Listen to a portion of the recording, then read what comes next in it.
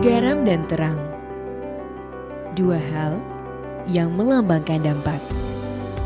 Garam kecil seringkali tidak terlihat mata, namun memberi rasa. Ia melarutkan dirinya hingga tak terlihat untuk memberikan dampak bagi sekelilingnya. Terang menyinarkan cahaya.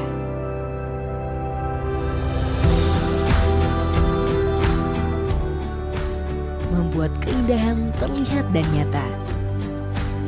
Menyingkapkan kebenaran dan menuntun setiap orang di jalannya.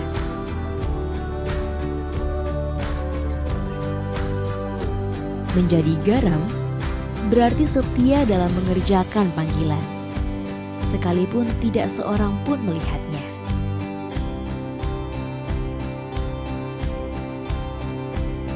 Menjadi terang berarti berani menyuarakan kebenaran, sekalipun harus menghadapi segala resiko dan tantangan.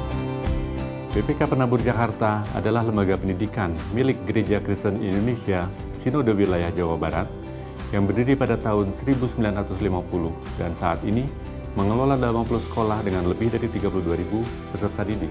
Kami memiliki program pendidikan yang holistik, tidak hanya fokus pada akademik, tetapi juga pengembangan creativity, critical thinking and doing, collaboration, communication, serta penerapan nilai-nilai Kristiani agar mereka tidak hanya sukses dalam hidup, tetapi juga menjadi garam dan terang bagi kemuliaan Tuhan. Perintah Tuhan untuk menjadi garam dan terang menjadi dasar kami melangkah, membangun pendidikan Kristen unggul dalam iman, ilmu, dan pelayanan. Iman dalam Kristus menjadi landasan utama. Saya bersyukur dan bangga menjadi bagian dari keluarga besar BPK Penabur Jakarta, tempat di mana saya berkarya, mengembangkan diri, serta bertumbuh dalam iman. BPK Penabur Jakarta memiliki organisasi yang kuat, manajemen dan budaya yang baik, serta lingkungan kerja yang menyenangkan. Ilmu kami tumbuhkan sesuai dengan talenta yang dikaruniakan Tuhan bagi mereka. Pelayanan menjadi wujud syukur atas anugerah Tuhan agar kami bisa menjadi saluran berkat bagi sesama. Melalui iman, ilmu, dan pelayanan, kami ingin melahirkan generasi yang best. Be Tough, Excel Worldwide, Share with Society, dan Trust in God. Inilah tekad kami, dan semuanya berawal di sini, di BPK Penabur.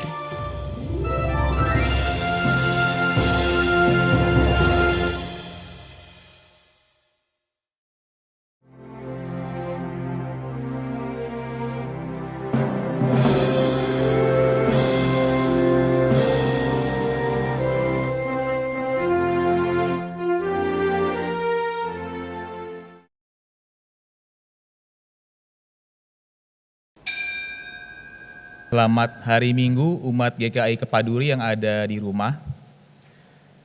Saat ini kita akan beribadah kepada Tuhan. Masih dalam rangka bulan keluarga, tema ibadah hari ini adalah komunikasi yang akan dibawakan oleh TPG Christian Siregar dan Pendeta Daud Shevi Naibaho. Mari kita siapkan hati kita dengan bersaat teduh.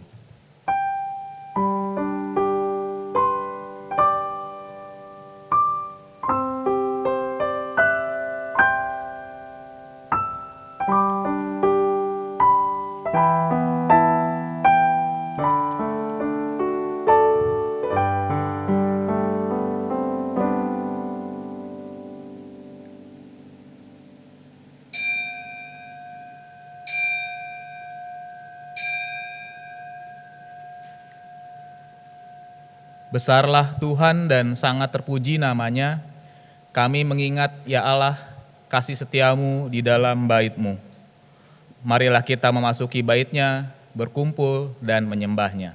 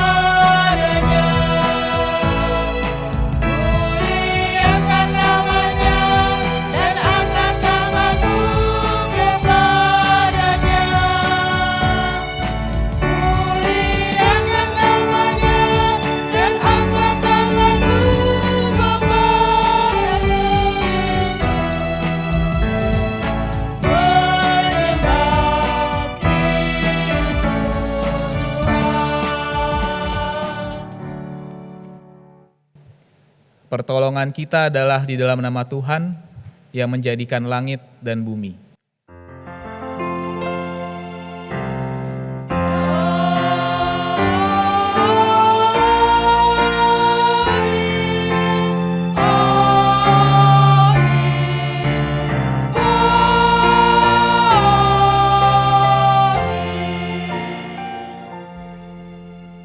Salam sejahtera bagimu sekalian. Salam sejahtera bagimu juga.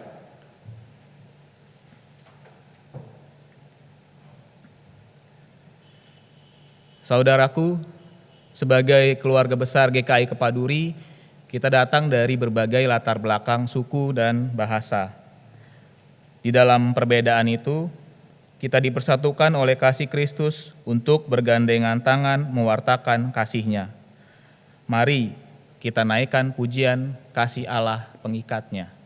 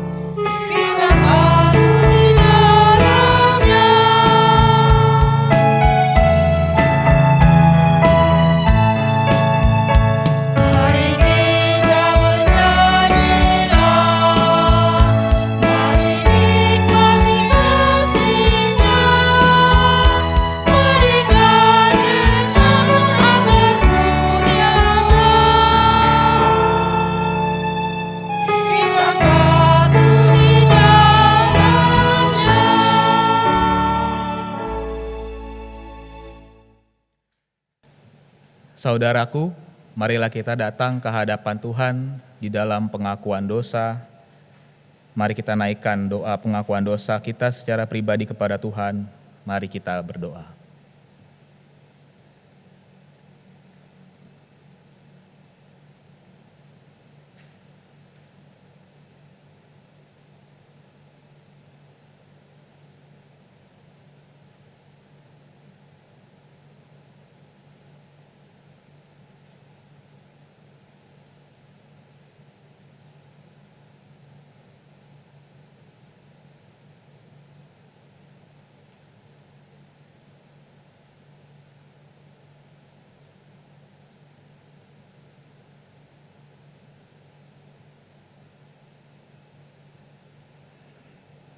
Ya Tuhan, dengarkanlah seruan doa kami. Dalam nama Tuhan Yesus, kami memohon pengampunan. Amin.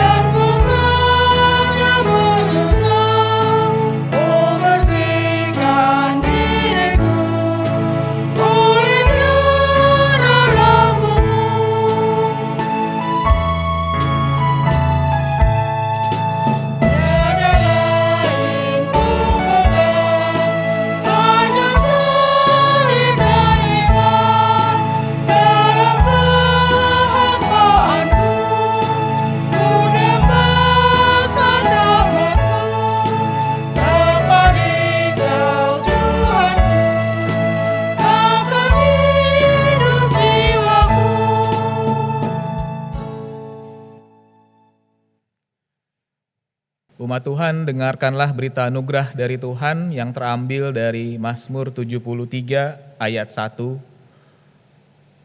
Sesungguhnya Allah itu baik bagi mereka yang tulus hatinya, bagi mereka yang bersih hatinya. Demikianlah berita anugerah dari Tuhan. Kepada Allah. Damai Tuhan besertamu. Damai Tuhan besertamu juga. Saudaraku, tema khotbah hari ini komunikasi. Komunikasi sangat penting dalam keluarga. Hanya saja tanpa kasih, komunikasi itu bisa menjadi hambar, salah paham, dan melukai anggota keluarga kita. Hari ini kita akan belajar menata komunikasi kita melalui firman Tuhan. Mari kita siapkan hati kita dengan menaikkan pujian, inilah rumah kita.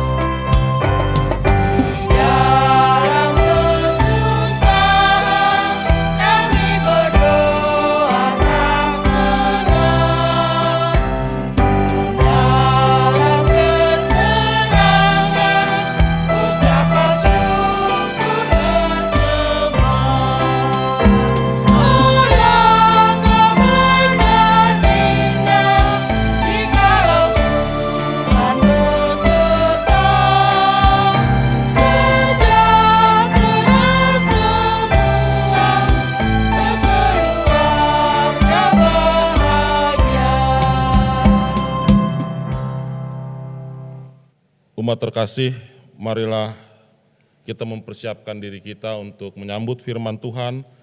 Mari kita berdoa. Bapa di dalam sorga, kami telah mengagungkan nama-Mu melalui puji-pujian.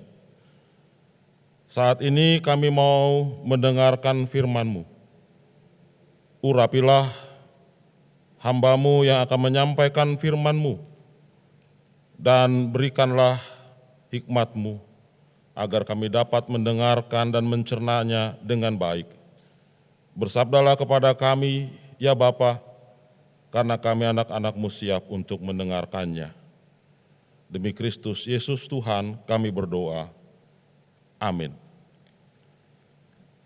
Saudara-saudara, firman Tuhan hari ini didasarkan pada dua bagian Alkitab, yaitu dari Efesus pasal 5 ayat 20 dan sampai dengan 28 dan ayat 6, pasal 6 ayat 1 sampai dengan ayat 4. Yang pertama akan saya bacakan dan yang kedua nanti akan dibacakan oleh Pendeta Daud Naibaho. Efesus 5 ayat 20 sampai dengan ayat 28.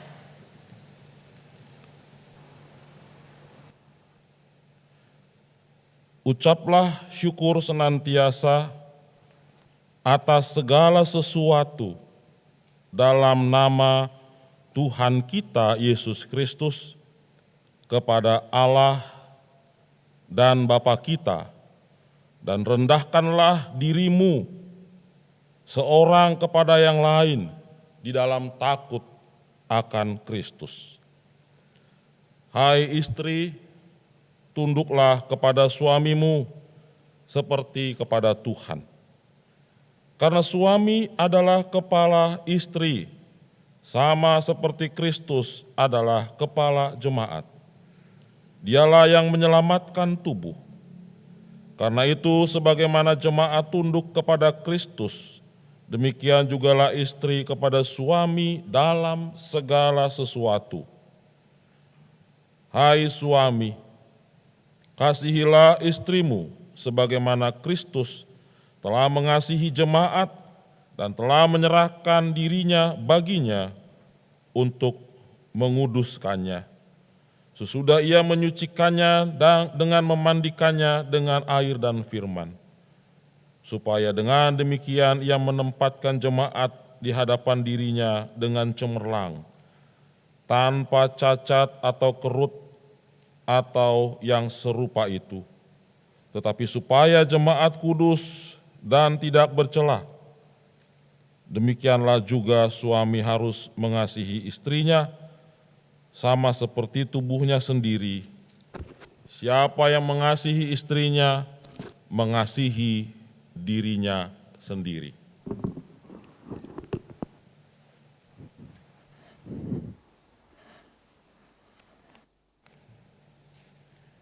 Efesus pasal 6 ayat 1 sampai 4 menjadi bacaan kita selanjutnya. Hai anak-anak, taatilah orang tuamu di dalam Tuhan, karena haruslah demikian. Hormatilah ayahmu dan ibumu. Ini adalah suatu perintah yang penting, seperti yang nyata dari janji ini, supaya kamu berbahagia dan panjang umurmu di bumi. Dan kamu bapak-bapak, janganlah bangkitkan amarah di dalam hati anak-anakmu, tetapi didiklah mereka di dalam ajaran dan nasihat Tuhan. Demikianlah firman Tuhan yang berbahagia, kita yang mendengarkan dan yang memeliharanya. Haleluya.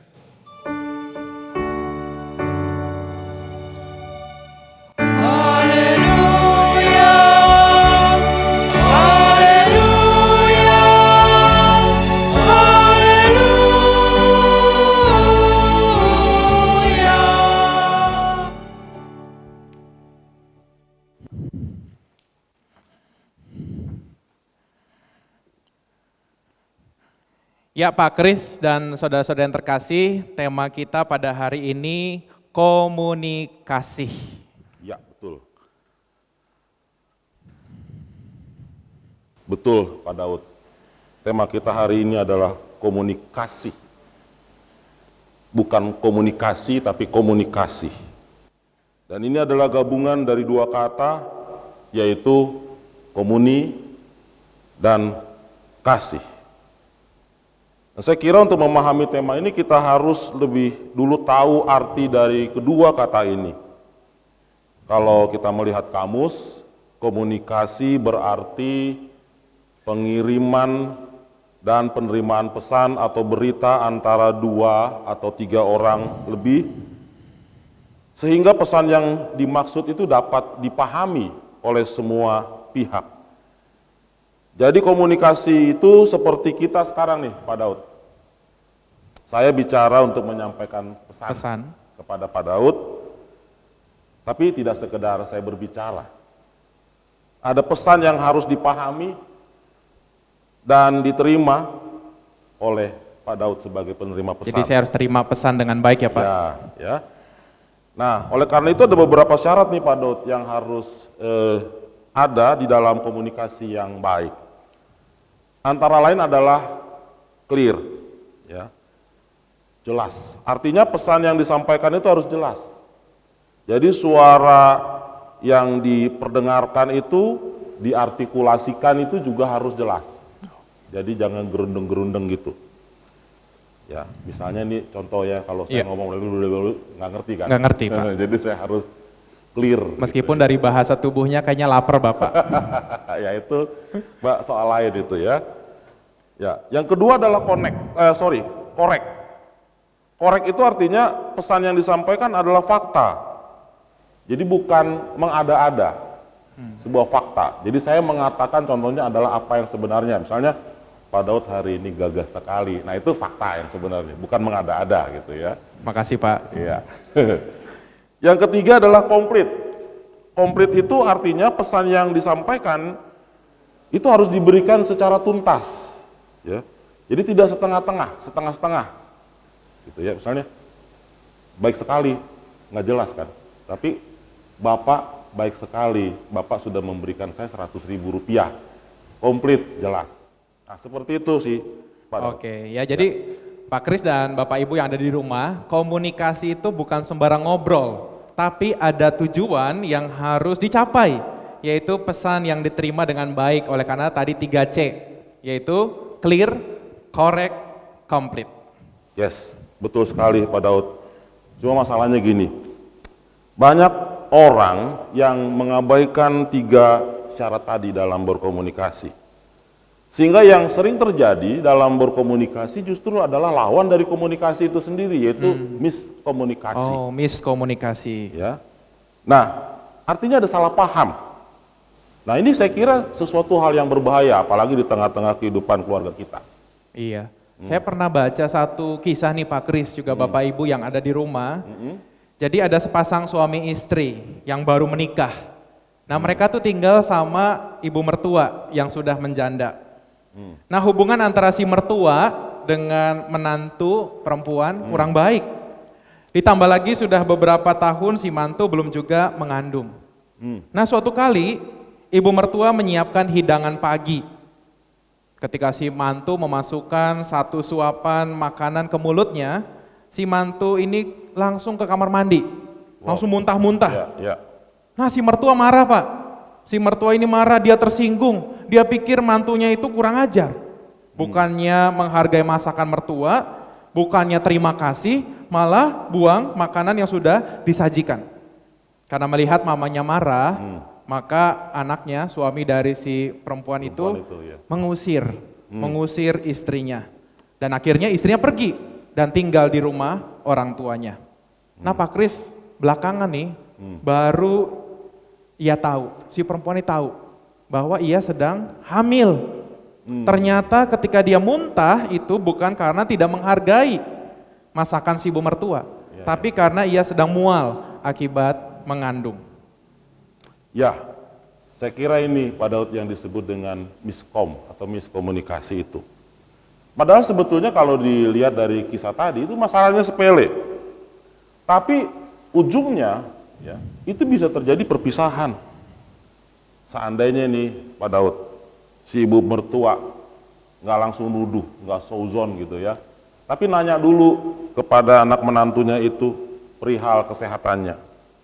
Lalu minta misalnya anaknya antar itu istrinya itu ke dokter untuk periksa. Saya kira masalahnya akan selesai sampai di situ, nggak harus terjadi Sampai perpisahan ya Pak perpisahan gitu ya.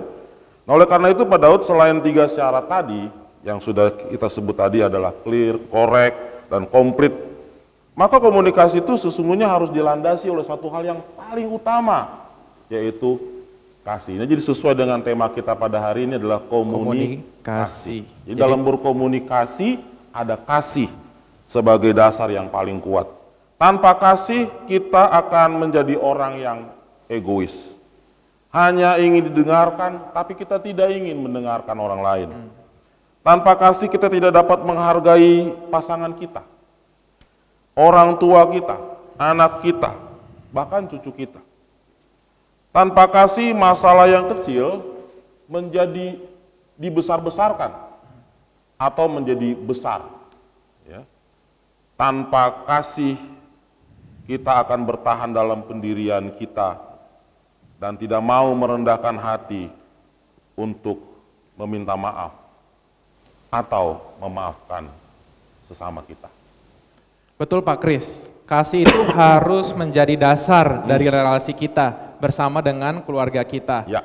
Nah kalau kita lihat bacaan kita Pak Kris dan Bapak Ibu yang ada di rumah, maka Tuhan sudah mengatur pola relasi antar keluarga. Ya. Kalau kita lihat dalam bacaan kita dalam Efesus pasal 5 ayat 22 sampai 28. Dikatakan di bagian awal, hai istri tunduklah kepada suami. Ya. Karena suami adalah kepala istri sama seperti Kristus adalah kepala jemaat. Dan kepada suami, hai suami kasihlah istrimu sebagaimana Kristus telah mengasihi jemaat dan telah menyerahkan dirinya baginya. Ini kadang-kadang Pak Kris ayat ini suka dijadikan senjata Pak Oh, iya. Kalau istri sama suami lagi perang nih, Iya, iya. terus istrinya bilang, hei suami, kamu harus mengasihi istri gitu ya. Iya. Terus suami bilang, hei istri, kamu harus tunduk pada suami ya. Iya. Nah kalau kita baca ayat ini sepotong-potong jadi senjata. Betul, Tapi kalau betul. baca ayat ini harus sepenuhnya. Bahwa betul adalah istri tunduk pada suami, Ya. tapi suami juga harus mengasihi istri. Jadi ada relasi saling Pak. Saling ya. Saling, Ya, nggak bisa istri aja yang tunduk, kalau itu ya berarti tuan dan hamba. Ya. Tetapi harus ada relasi saling. Suami mengasihi istri, istri tunduk kepada suami. Suami, Nah, ya. lalu yang kedua, kalau kita lihat dalam Efesus pasal 6 ayat 1 sampai 4, ini mengatur relasi antara orang tua dengan anak. Dikatakan demikian. Hai anak-anak, taatilah orang tuamu di dalam Tuhan, karena haruslah demikian. Hormatilah ayahmu dan ibumu. Ini adalah suatu perintah yang penting seperti yang nyata dari janji ini, supaya kamu berbahagia dan panjang umurmu di bumi. Dan kamu bapak-bapak, janganlah bangkitkan amarah di dalam hati anak-anakmu, tetapi didiklah mereka di dalam ajaran dan nasihat Tuhan. Jadi sama seperti relasi suami istri yang saling, Betul. maka relasi antara orang tua dan anak juga adalah relasi saling. Anak harus menghormati orang tua, sebagaimana hukum Tuhan yang kelima. Hormatilah ayah dan ibumu supaya lanjut umurmu di bumi ini. Nah Pak Kris, kalau kita telisik ayat ini lebih jauh, hukum Tuhan yang kelima ini dan 1 sampai 10 itu diberikan bukan ketika mereka ada di Kanaan, Oh iya. tapi dalam perjalanan menuju Kanaan. Jadi belum nyampe Pak. Jadi ketika mereka sebelum sampai Kanaan, maka Tuhan memberikan 10 hukum, dan yang penting tadi ayat hukum yang kelima, hormatilah ayah dan ibumu. Supaya apa? Ini padang gurun. Padang gurun. Ada badai gurun, Ada mungkin bahaya, mereka ya. bisa tersesat juga. Iya. Oleh karena itu anak-anak harus ikuti perintah orang tua. Harus taati perintah orang tua. Kalau lurus-lurus, belok-belok, belok kiri, belok kanan, harus ikuti orang tua. Kalau enggak mereka tersasar. Ya, ya. Begitu juga ketika mereka sampai di tanah Kanaan, ketika mereka sudah sampai tanah Kanaan, tanah Kanaan bukan tanah kosong ya Pak. Betul. Sudah ada bangsa-bangsa Kanaan yang punya ritual-ritual penyembahan berhala. Ya. Nah kalau udah sampai Kanaan, lalu anak-anak melihat, wah bisa juga ya menyembah patung-patung. Nah, Kalau mereka nggak bahaya, dengerin ya. kata orang tua, nasihat orang tua, mereka bisa tersesat secara rohani. Betul. Dan mereka akhirnya bisa ikut budaya-budaya atau tradisi-tradisi bangsa Kanaan yang sesat. Oleh karena itu, kita harus melihat bagian ini bagian yang saling. Anak harus mengasihi atau menghormati orang tua. Tapi sebaliknya, orang tua juga nggak boleh seenak-enaknya. Mentang-mentang udah dilahirin, udah dibesarin, lalu orang tua bertindak semena-mena. Atau mungkin melukai anaknya, biarlah dia kan anak-anak, toh masih kecil, belum ngerti. Tetapi hari ini kita diingatkan bahwa di sisi lain, orang tua juga tidak boleh semena-mena terhadap anak. Rasul Paulus mengingatkan agar orang tua tidak boleh membangkitkan amarah anak-anak. Orang tua tidak boleh bertindak semena-mena terhadap anak-anak. Orang tua tidak boleh menyepelekan anak-anak. Orang tua tidak boleh menyakiti anak-anak dengan kata dan perbuatan. Ya, ya. Saya pernah dengar kisah nih Pak Kris ya, ada satu teman pendeta ambil raport Pak. Ambil raport anaknya. Ya, memang anaknya ini nggak ranking sih, anaknya si pendeta ini ya. Begitu sudah terima raport, lalu orang tua berikutnya. Orang tua berikutnya menerima raport anaknya, ranking 3 Pak. Dari bawah apa dari atas? Dari atas dong Pak. Ranking 3, bagus kan Pak? Bagus, bagus. Tapi begitu keluar dari ruangan kelas, nih anak yang ranking 3 dimarah-marahin. Kamu nih ya kok ranking 3 sih? Kamu ini udah disekolahin, udah kasih les masih ranking 3 aja. Padahal ranking 3 kan bagus ya Pak ya. Bagus. Kita aja nggak pernah ya Pak ranking 3 ya.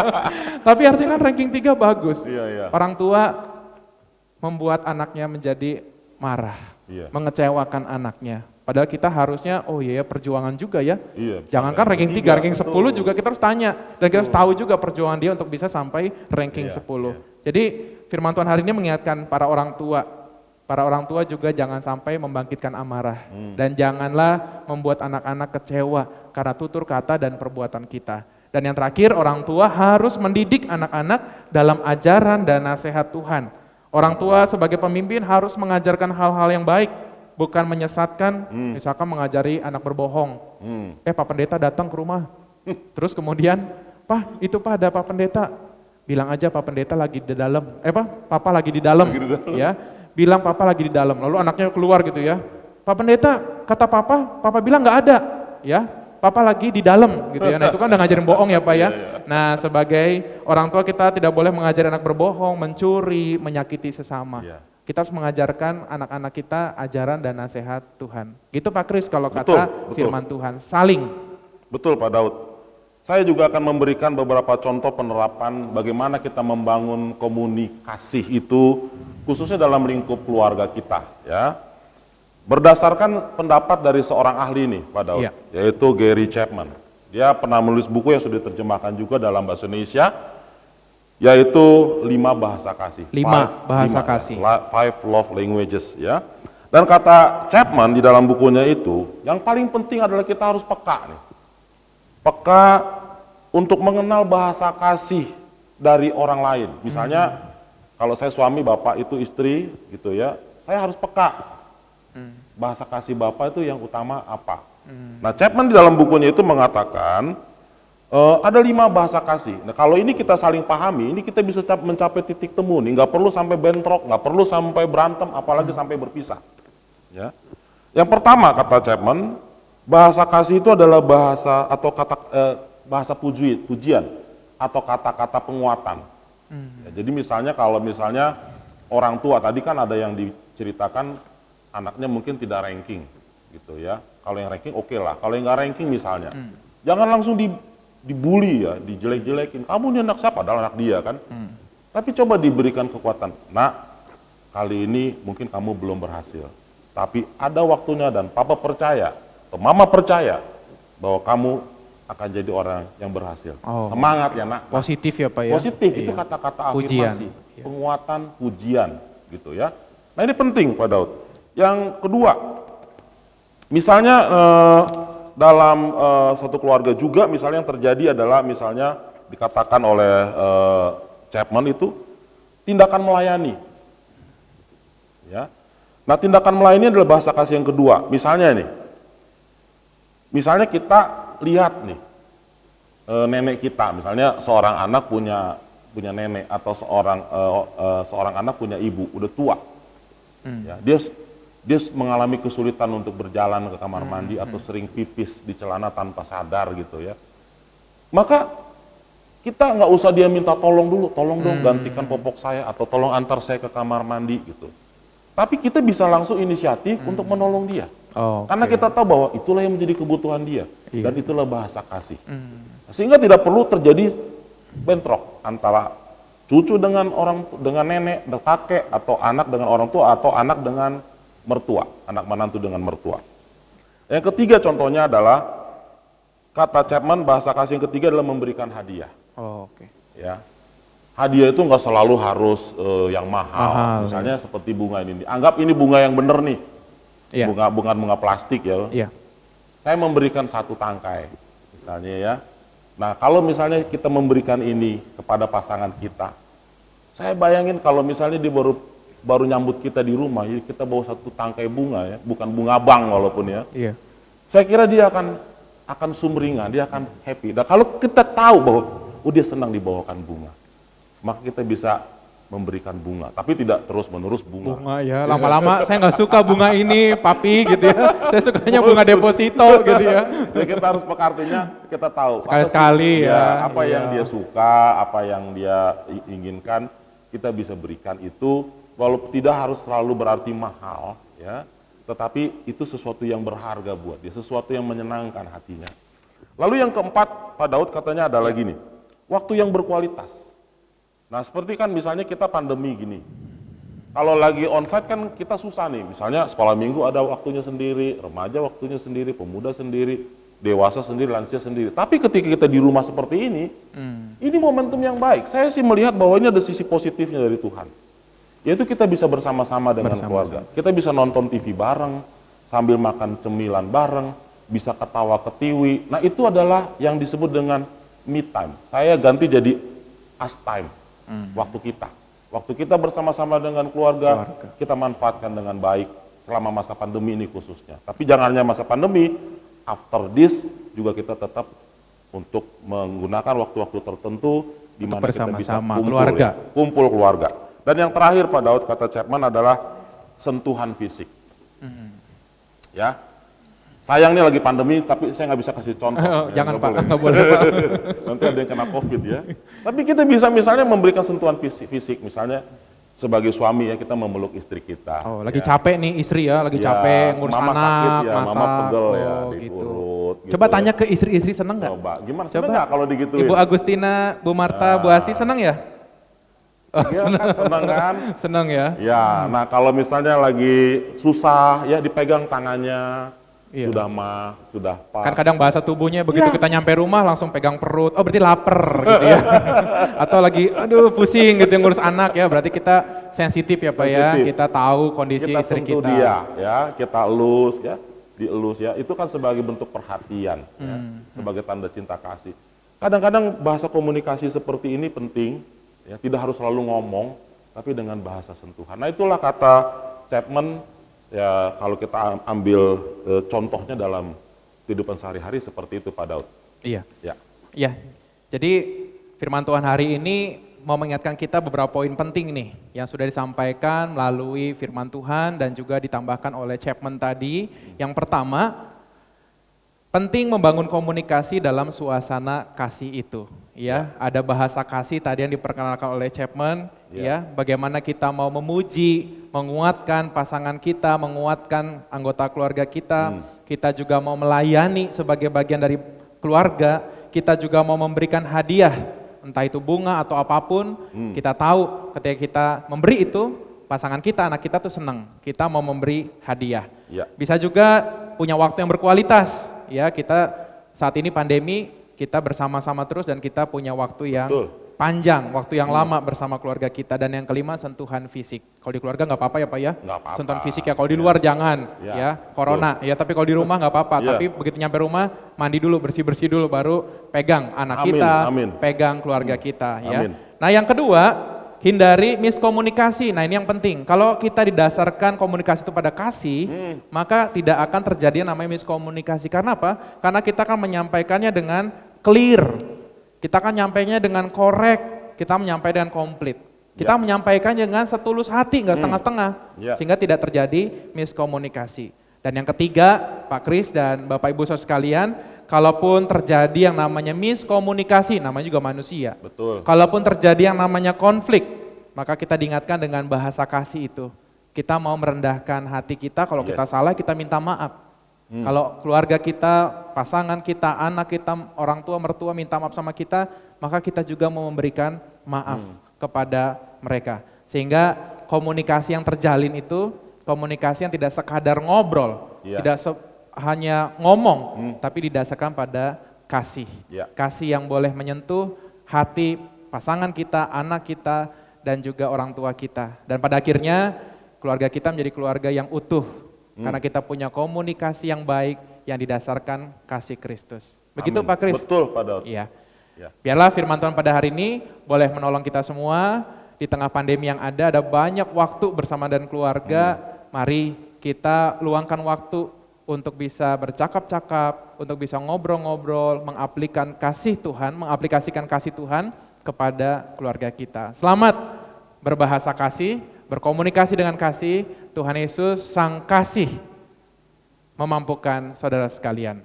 Amin. Amin. Mari kita bersatu teduh.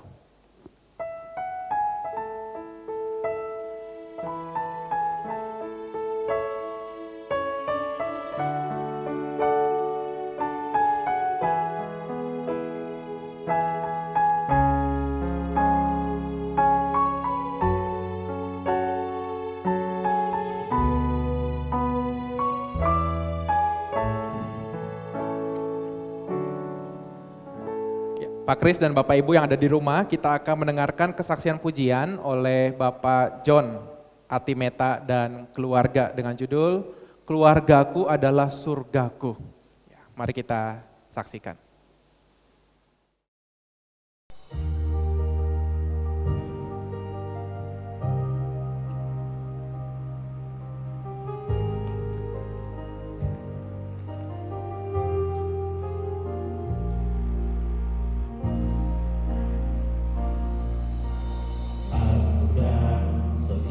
Rumahku akan selalu menyembahmu.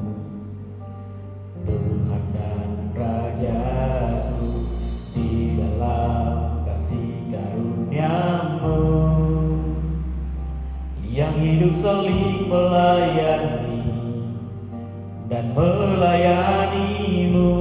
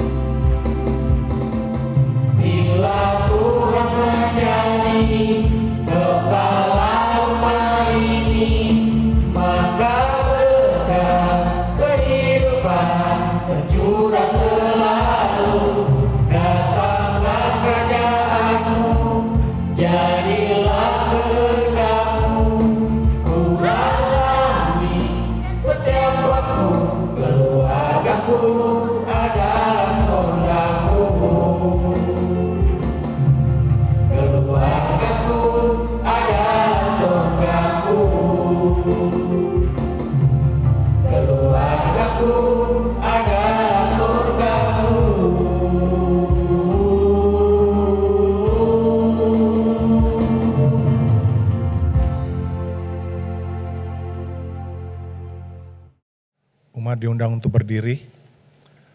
Marilah kita bersama dengan umat Allah di masa lalu, masa kini, dan masa depan mengingat janji baptisan kita dengan mengikrarkan pengakuan iman rasuli.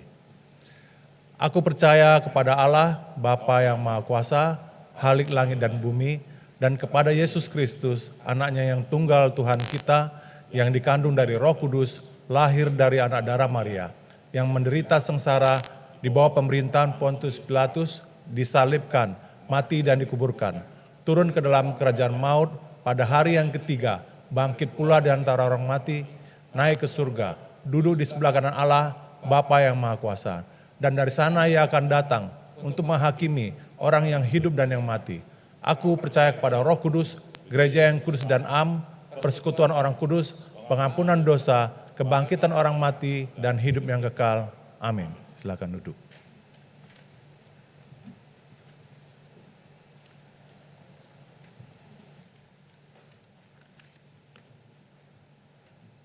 Saudara yang dikasihi Kristus, mari kita naikkan pokok doa syafaat kita. Mari kita berdoa.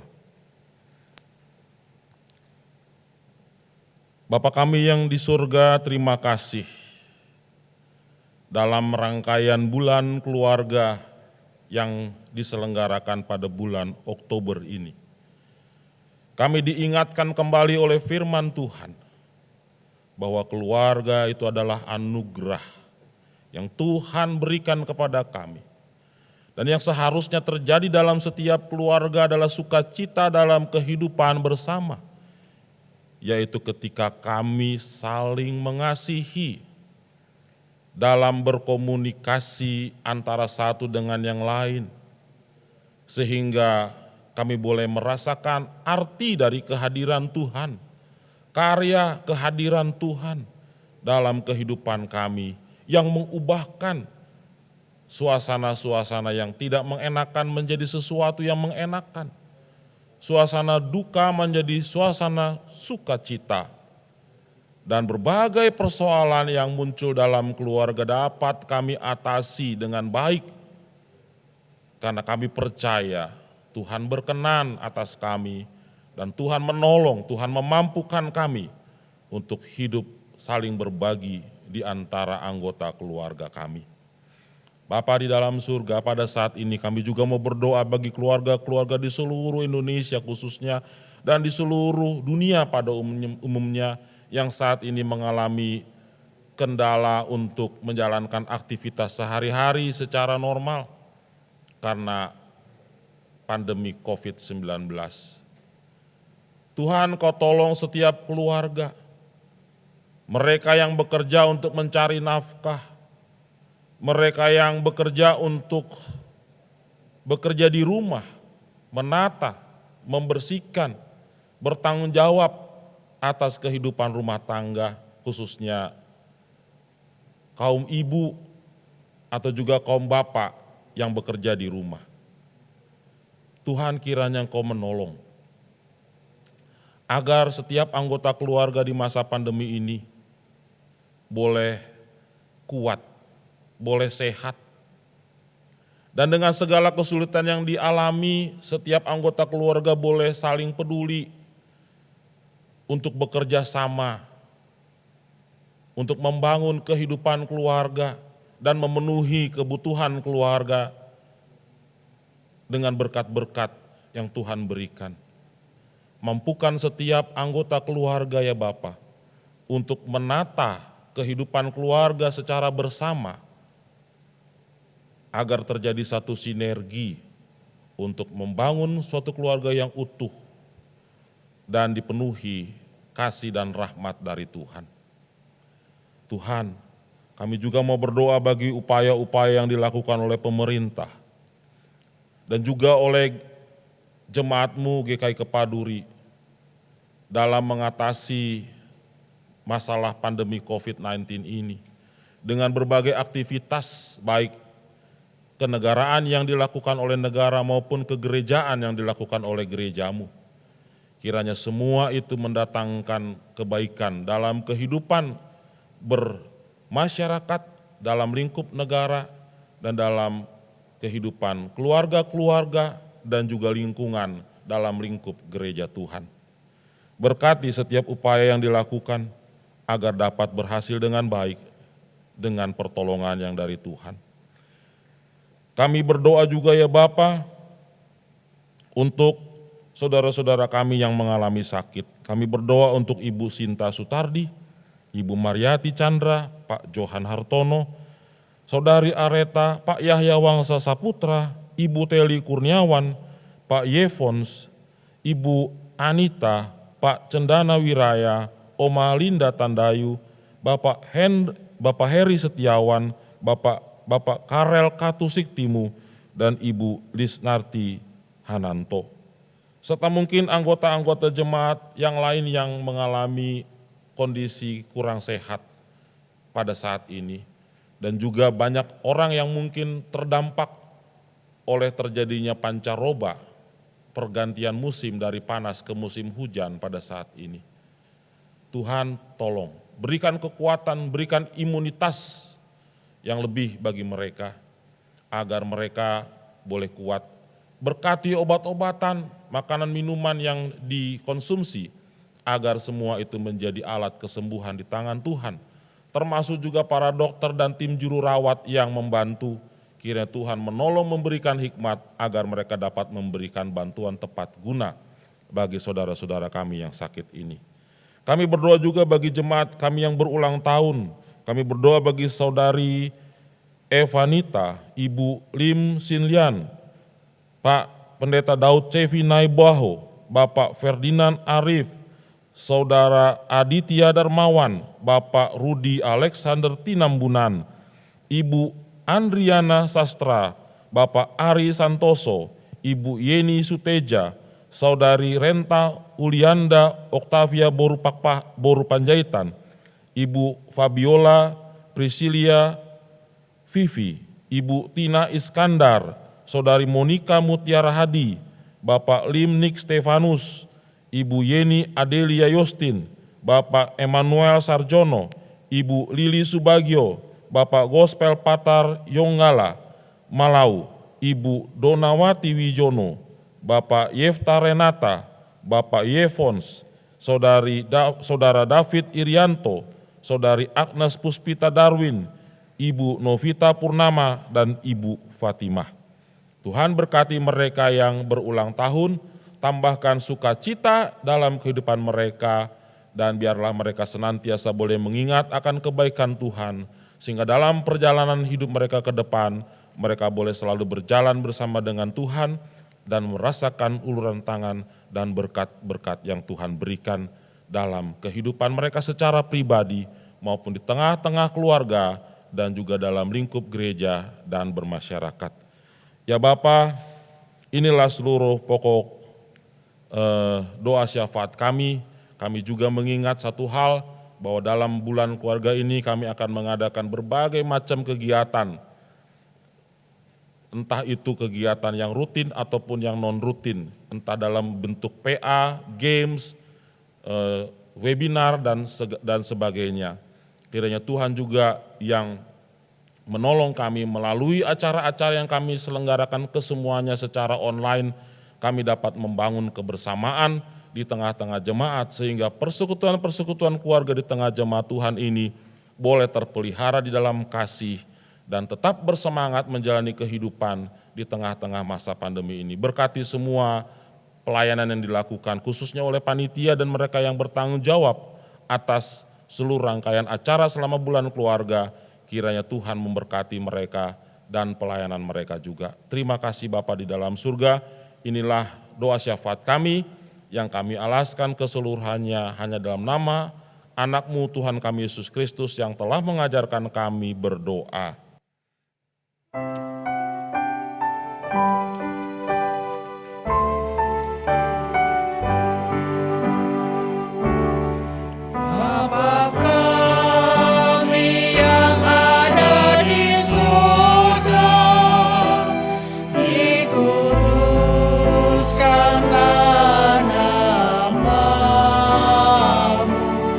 Datanglah kerajaan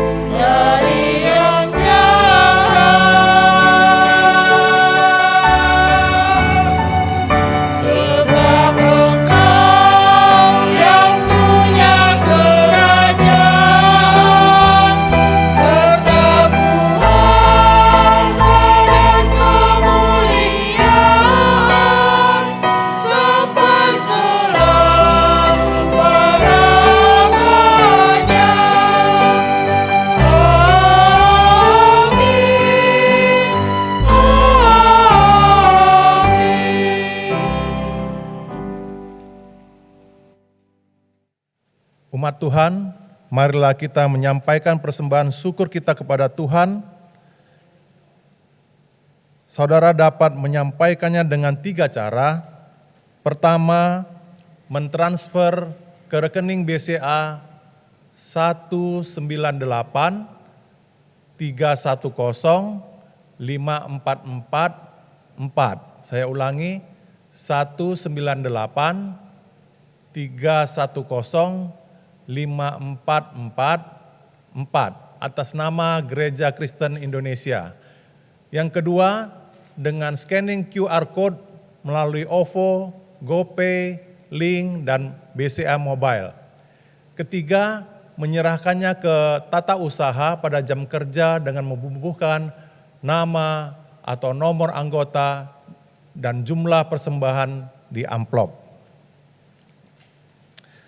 Haleluya, bersyukurlah kepada Tuhan sebab Ia baik, bahwasanya untuk selama-lamanya kasih setianya. Mari kita naikkan pujian, sekarang beri syukur.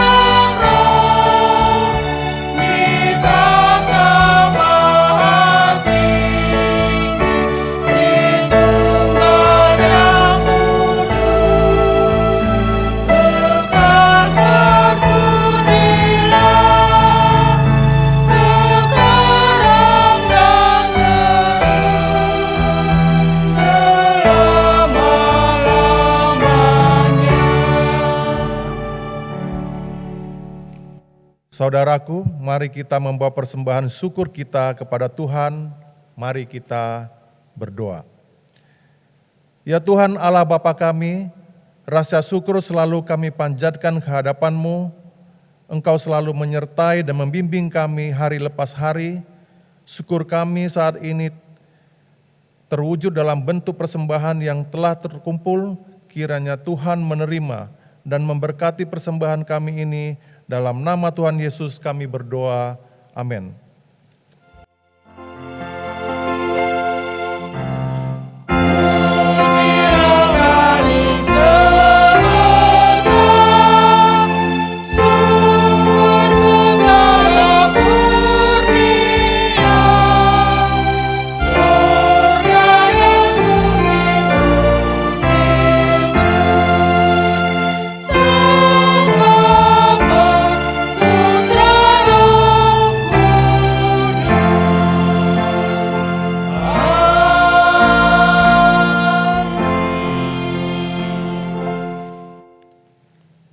Saudaraku, firman Tuhan hari ini mengingatkan kita semua kembali betapa pentingnya komunikasi di antara keluarga. Karena itu mintalah hikmat kepada Tuhan agar perkataan yang kita sampaikan dapat menjadi berkat bagi keluarga kita. Mari kita naikkan pujian kita.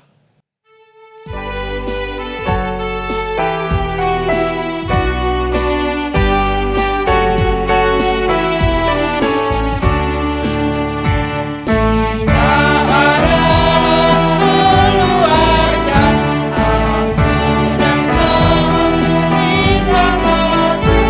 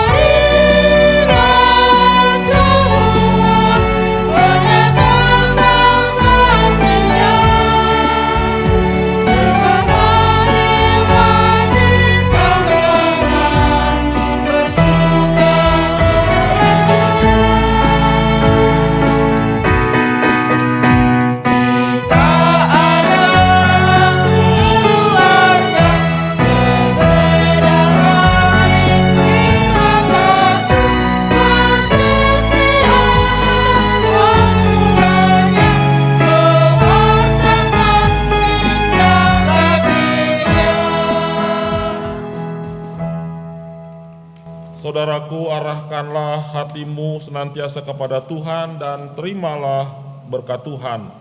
Kiranya Tuhan memberkati kita dengan hikmat-Nya, agar seluruh perkataan dan perbuatan yang kita nyatakan dapat membangun dan menguatkan setiap keluarga kita. Dan biarlah kemuliaan bagi Allah kini dan selamanya. Haleluya. Amin.